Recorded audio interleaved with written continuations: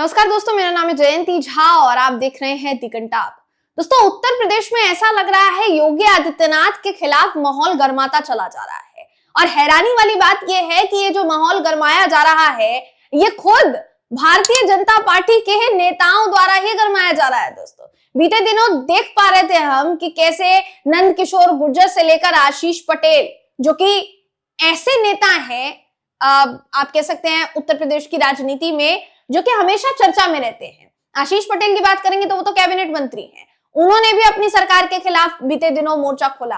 फिर नंद किशोर गुर्जर जो है वो अपनी सरकार के खिलाफ मोर्चा खोलते हुए नजर आए। हमने आपको दिखाया था, उन्होंने कई हजार गाय काटने का आरोप जो है लगाया था और अफसरशाही जो है इसमें पूरी तरीके से लापरवाही बरत रही है, ये भी नंद किशोर गुर्जर कहते हुए नजर आए थे। अब तो हद पार हो गई है दोस्तों। मुजफ्फरनगर जो पुलिस है, जी हाँ, मुजफ्फरनगर पुलिस के ऊपर सबसे बड़े नेता, आप कह सकते हैं पश्चिमी उत्तर प्रदेश में एक बड़ा नाम रखने वाले नेता संजीव बालियान ने आरोप लगाया है। और ये आरोप लग रहे हैं, कतार लग चुकी है अब कहीं ना कहीं कहा जाए तो भारतीय जनता पार्टी के नेताओं की, जो अपनी ही सरकार की अधिकारियों पर, अपनी ही सरकार के अफसरों पर, पुलिस अफसरों पर कई तरीके के आरोप लगाते हुए दिखाई दे रहे हैं। दोस्तों, आपकी स्क्रीन पर इस समय संजीव कुमार बालियान का वो लिखा हुआ पत्र मैं आपको दिखा रही हूं। ये जो पत्र है इसमें जो लिखा गया है दोस्तों, चौंकाने वाला है। देखिए, ये जो पत्र है इसमें लिखते हैं, आपके संज्ञान में एक प्रकरण लाना चाहता हूं। हो सकता है मुजफ्फरनगर पुलिस अधिकारियों के द्वारा आपके संज्ञान में न लाया गया हो। खानपुर गांव में एक जमीन मंदिर धर्मशाला के लिए मंसूरपुर डिस्टिलरी के कर्मचारियों के द्वारा खरीदी की गई थी। पूर्व की सरकार के अधिकारियों से मिली भगत कर ये जमीन डिस्टिलरी द्वारा अपने नाम पर दाखिल करा ली गई। 1 जनवरी को मुजफ्फरनगर पुलिस अधिकारियों के साथ साठगांठ करके डिस्टिलरी द्वारा मंदिर और धर्मशाला की जमीन पर कब्जा कर लिया गया था।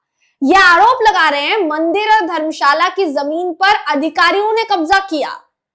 और मुजफ्फरनगर पुलिस अब संजीव बालियान को, जब से उन्होंने ये मुद्दा उठाया है तब से उन्हीं के पीछे पड़ गई है और उन्हीं के खिलाफ मुकदमे किए जा रहे हैं। उनकी जान को खतरा है, उनकी सुरक्षा हटा दी गई है, ये भी वो बोलते हुए नजर आए। दोस्तों, ये भी कहते हुए नजर आए, देखिए, कि मुजफ्फरनगर पुलिस के भ्रष्टाचार के खिलाफ आवाज उठाने की वजह से मेरी समस्त सुरक्षा वापस ले ली गई।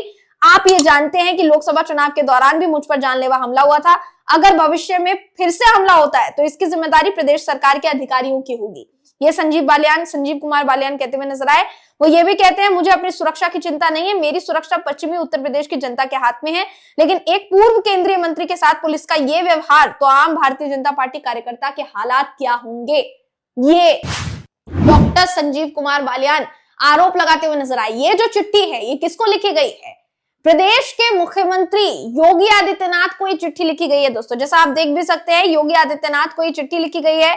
दूसरी तरफ यहाँ पर डॉक्टर संजीव कुमार बालियान का लेटर हेड है और डॉक्टर संजीव कुमार बालियान का ही साइन, सिग्नेचर, हस्ताक्षर इस पे आपको दिखाई दे रहे हैं। ये मंत्री रह चुके हैं, केंद्रीय राज्य मंत्री रह चुके हैं। दोस्तों, कृषि एवं किसान कल्याण मंत्रालय में मंत्री रह चुके हैं। और आप ये सोच सकते हैं कि एक पूर्व केंद्रीय मंत्री इस तरीके से शिकायत कर रहा है, अपनी ही सरकार पर आरोप लगा रहा है और अभी तक किसी तरीके की कोई सुनवाई जो है नहीं हुई है। चौंकाने वाला विषय हो जाता है ना दोस्तों, क्योंकि हमारे देश भर में शायद भारतीय जनता पार्टी हर राज्य में एक ठीकरा फोड़ती आई उत्तर प्रदेश को लेकर कि उत्तर प्रदेश इकलौता ऐसा राज्य है जहां पर हिंदुत्व और हिंदूवादी तमाम विचारधाराओं का न सिर्फ सम्मान किया जाता है बल्कि उनकी रक्षा की जाती है। बीते दिनों एक नेता आरोप लगाते हैं कि गायों को काटा जा रहा है, 50,000 से ज्यादा गायों को काटा गया, इस तरीके का कुछ आरोप उन्होंने लगाया। नंद किशोर गुर्जर की मैं बात कर रही हूँ दोस्तों, और ये उस राज्य में वो आरोप लगा रहे हैं जिस राज्य में उन्हीं की पार्टी की सरकार है। और वो सरकार है जो गायों के संरक्षण की बात करती है, गौमाता के संरक्षण की बात करती है। वो खबर चौंकाने वाली थी। और अब ये खबर सामने आना कि मंदिर और धर्मशाला की जमीन हड़पी जा रही है, कब्जा किया जा रहा है उन जमीनों पर, उसके बावजूद भी किसी तरीके की कोई बयानबाजी अभी तक, या कह सकते हैं स्पष्टीकरण जो है वो योगी आदित्यनाथ जी की तरफ से नहीं आया है। उत्तर प्रदेश में प्रयागराज में महाकुंभ का पर्व जो है मनाया जा रहा है, महाकुंभ का मेला लगा हुआ है, जहां एक तरफ संतों महंतों की जो टोली है वो पहुंच रही है और उत्तर प्रदेश जो है इस समय वाकई में देखिए मंत्रमुग्ध है उस पर्व की वजह से। और दूसरी तरफ ऐसी खबरें आना कि केंद्रीय मंत्री को मंदिर और धर्मशाला की जमीन पर कब्जा किया गया और उस पर आवाज उठाई गई उस मंत्री द्वारा, केंद्रीय मंत्री द्वारा, पूर्व केंद्रीय मंत्री द्वारा, तो उसकी सुरक्षा वापस ले ली गई। उनके खिलाफ इस तरीके की बातें हो रही है और वो अपनी जान को खतरा बता रहे हैं। ये भी कह रहे हैं कि अगर मेरी जान को कुछ होता है तो उसकी जिम्मेदारी सरकार के अधिकारियों की होगी। क्या इस पर एक्शन नहीं लिया जाना चाहिए दोस्तों? सबसे बड़ा सवाल फिलहाल के लिए उठ रहा है। जैसा मैंने कहा, नंदकिशोर गुर्जर के साथ साथ आशीष पटेल इसी तरीके का आरोप लगाते हुए नजर आए थे। उन्होंने भी तो एक पुलिस अधिकारी पर ही आरोप लगाया था, जिस पुलिस अधिकारी का बाद में ट्रांसफर करने का ऑर्डर आया, ऐसी खबरें सामने आई।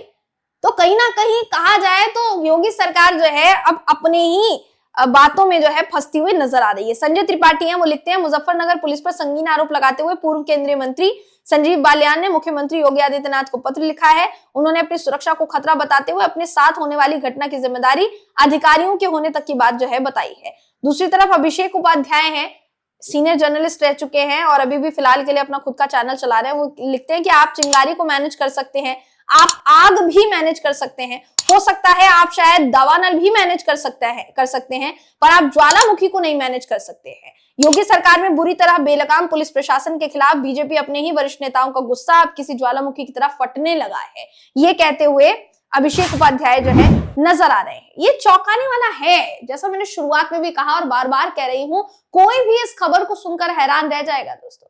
वो लोग जो योगी सरकार से ये उम्मीद लगाकर बैठे हैं, या आप कह सकते हैं कि ना सिर्फ उम्मीद लगाकर बैठे हैं, पूरे भरोसे के साथ बैठे हैं कि योगी सरकार कभी भी इस विचारधारा से समझौता नहीं करेगी और योगी सरकार के कार्यकाल में तमाम मंदिर, तमाम धार्मिक स्थान, हिंदुओं के धार्मिक स्थान सुरक्षित है, धर्मशालाएं सुरक्षित है।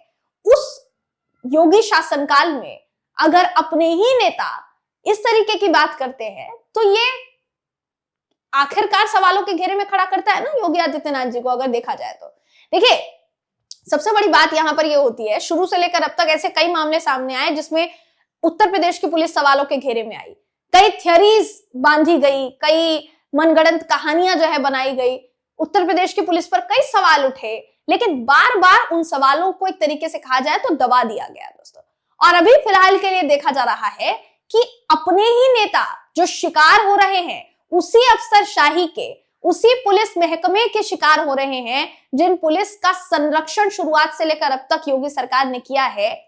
तो अब सवाल तो पूछे जाएंगे कि उस वक्त आप कहां गए थे जब आप उनको संरक्षण दे रहे थे? जिन नेताओं पर फिलहाल के लिए ये देखा जा रहा है कि वो नेता पुलिस पर सवाल खड़े कर रहे हैं, वो नेता तब भी चुप थे दोस्तों जब आम जनता पर इसी पुलिस और अफसरशाही का चाबुक चल रहा था। यही नेता खामोश थे ना। आज ये नेता खुलकर बोलकर सामने आ रहे हैं कि हमारी जान को खतरा है, हम सुरक्षित नहीं है। ये कहां तक सही है? आप क्या सोचते हैं इसके बारे में? आपकी क्या राय है? कमेंट करके जरूर बताइएगा। अगली वीडियो में आपसे फिर मुलाकात होगी, तब तक के लिए नमस्कार।